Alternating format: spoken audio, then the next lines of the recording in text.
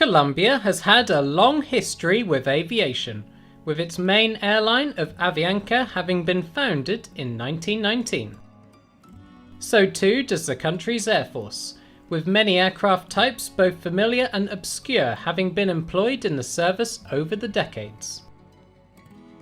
The best collection of these can be found at an aviation museum just outside the small village of Briceno, which can easily be reached by bus from Bogota's Puerto Norte station. Today I am here at the Colombian Air Force Museum just outside of Bogota. The area is unusual as on the opposite side of the road there is a large building resembling the Taj Mahal, which is part of the Jaime Duque theme park. But you'll know the Aviation Museum is close when you pass by a Cessna A37 Dragonfly. As you approach the main museum building, to the right is the largest aircraft you'll find at the museum, this being a Boeing 707 that is equipped with air-to-air refueling pods. Not a common sight at all at aviation museums due to the size. The museum has this on display with a Dassault Mirage 5 trailing behind as if it was refueling.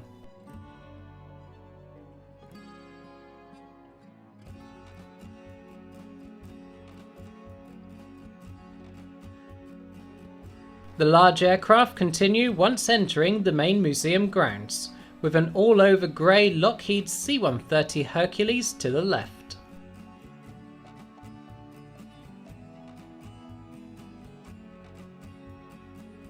Variants of the Lockheed C-130 Hercules are still operated by the Colombian Air Force in the transport role, and if you are arriving or departing via the El Dorado International Airport, you may see one of these in operation. Two ex-USAF C-130s had recently been donated to the Colombian Air Force to boost the number of aircraft available.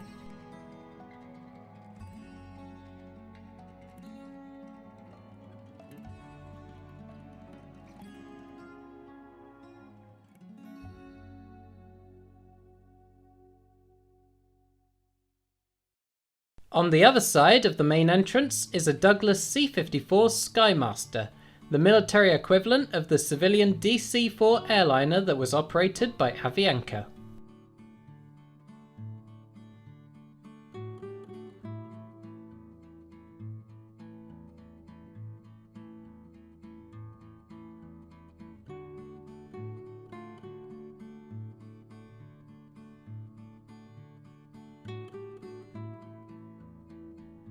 Douglas's previous transport aircraft within the DC family was the DC-3 Dakota, the military version of this being the C-47 Skytrain, of which the museum has one on show.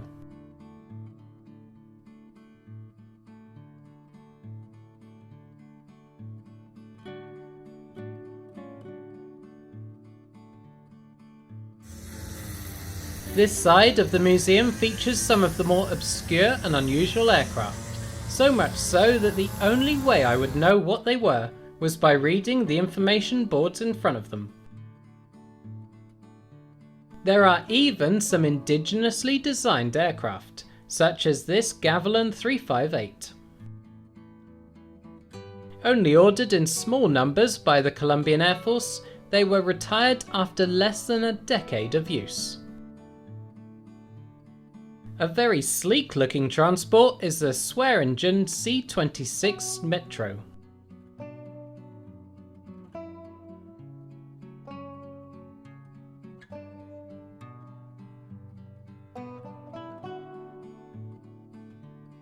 Being quite a contrast to this is the portly looking IAI Areva, an Israeli designed light transport aircraft with a twin boom tailplane.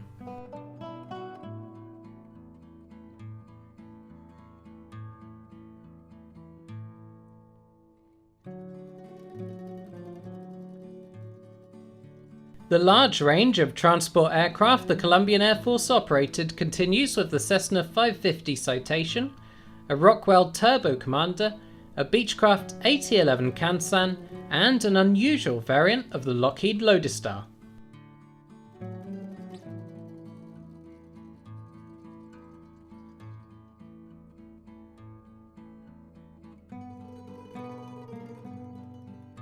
This aircraft, according to the placard, was impounded on suspected drug-running flights, and unlike most Lodestar aircraft, has 4-bladed wide propellers. As evidence of Colombia's long history with aviation, the museum boasts 2 particular exhibits that are pretty rare.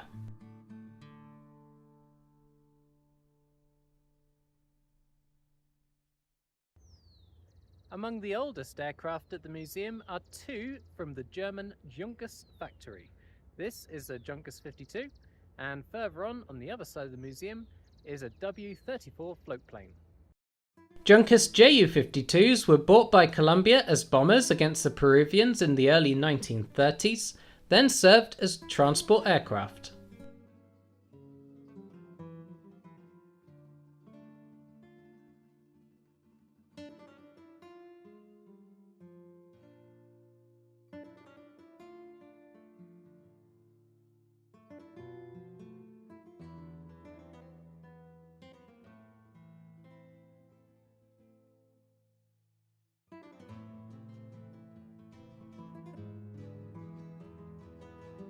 The Junkers W-34 floatplane is very picturesquely positioned in the middle of a pond.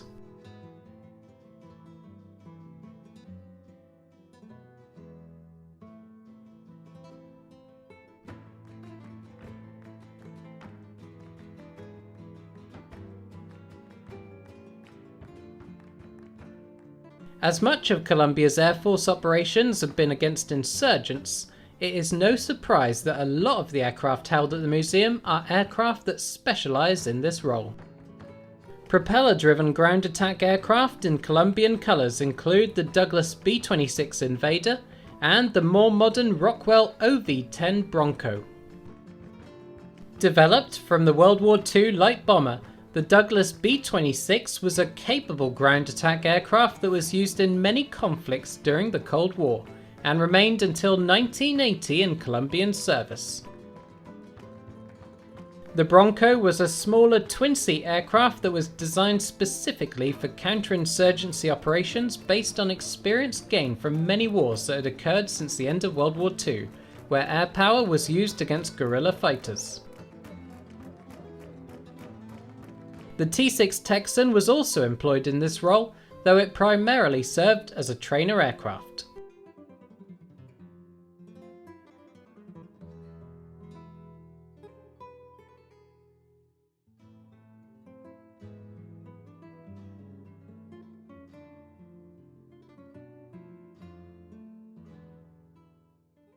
Jet-powered ground attack aircraft were also in service with Colombia's Air Force, and 2 more Cessna A-37 Dragonflies can be found within the museum grounds, one in the configuration of a trainer and the other heavily laden with 6 fuel tanks.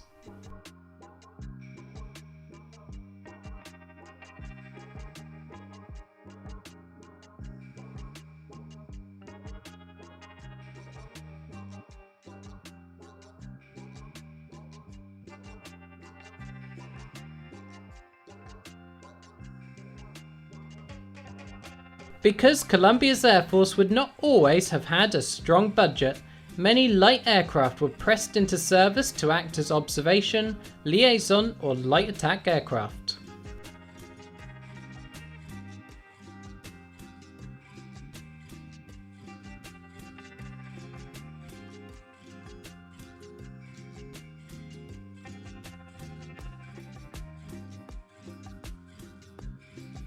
The types of combat Colombia was likely to have become involved in meant that high-performance fighter aircraft were never really sought after, though the museum does show off an impressive collection of Colombian fighters. Starting off with the earliest is the Republic P-47 Thunderbolt, an iconic aircraft from World War II that served with many other air forces after the war before jet aircraft fully took over.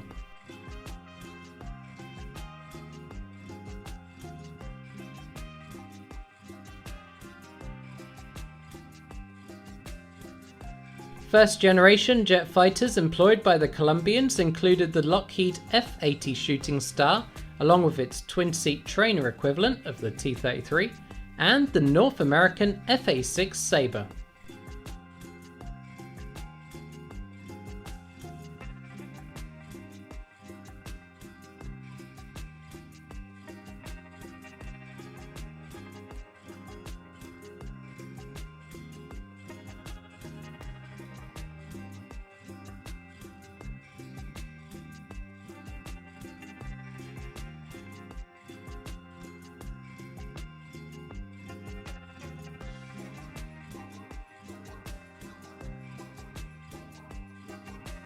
The most recent fighter to serve the Colombian Air Force is the IAI Cafer, with the museum's example being impressively mounted on a pole so it appears to be climbing vertically.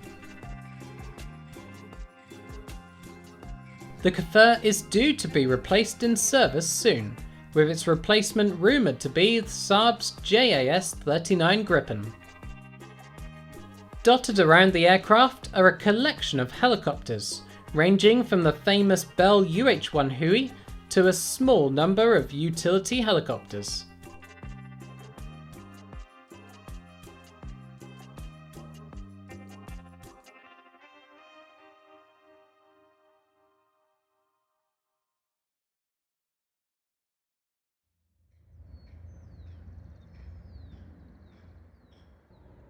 Even if they are small, these helicopters can still be equipped to look fearsome, such as with this Who's OH-6 Cayuse, with a large scorpion motif on the fuselage and a minigun mounted just outside the cabin door.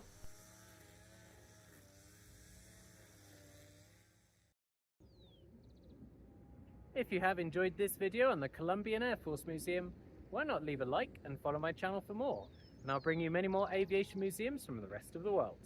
Over until next time, see you around.